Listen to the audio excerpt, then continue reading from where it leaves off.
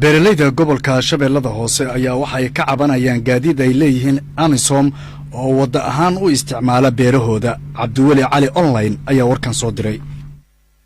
xilli jidadka waaweyn ee gobolka Shabeellaha Hoose ay noqdeen kuwa ay jireen biyaha ka dhashay fatahaadda iyo roobabka ka da'aya meelo fara badan oo gobolka ah, halka qaar kalena ay u jaran yihiin cabsi dhanka ammaanka ah, ayaa gaadiidka dagaalka ee isticmaalaan ciidamada amisom markay iskaga kala gooshayaan saldhigyada ay ku leeyihiin meelaha ay ka degan yihiin gobolka waxa ay burburiyaan dalagyada ka baxa beeraha, taas oo keentay in uu yaraado wax soo saarka dalagga beeraha.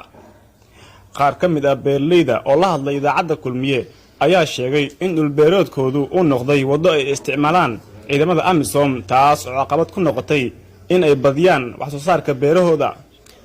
waxa ayna ka codsadeen dowladda federaalka ah ee Soomaaliya in arrinkaa ay wax ka qabato. عقبات دول ayaa ka taba beeraha sababtoo ah gaadiidka amisom ayaa ku caqabadaas iyagoo ka baqaya in waxyaabaha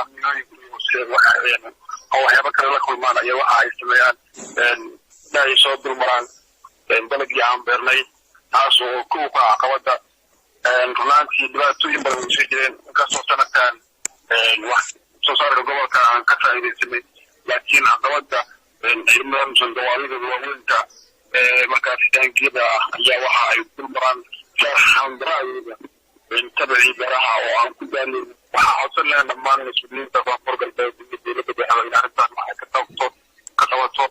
dhanka kale xiriir kulmiye raadiyo uu la sameeyey qaar ka mid ah saraakiisha sare ee gobolka ayaa ka gaabsaday ka hadalka arrinka, waxaana cabashada beeraleyda ay imaanaysaa xilli shalay mid ka mid ah nabaddoonnada gobolka Shabeellaha Hoose shujara iid oo arrinka kaga hadlay.